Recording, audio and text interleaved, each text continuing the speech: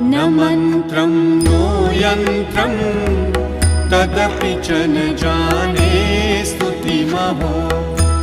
न चाह्वानं ध्यानं तदपि च न जाने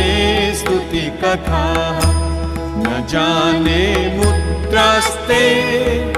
तदपि च न जाने विलपनम् परं जाने मातः त्वदनुसरणं क्लेशहरणं विधेरज्ञानेन द्रविणविरहेणालसतया विधेया शक्यत्वात् तव चरणयोर्याच्युतिरभूत् तदेतत्क्षन्तव्यं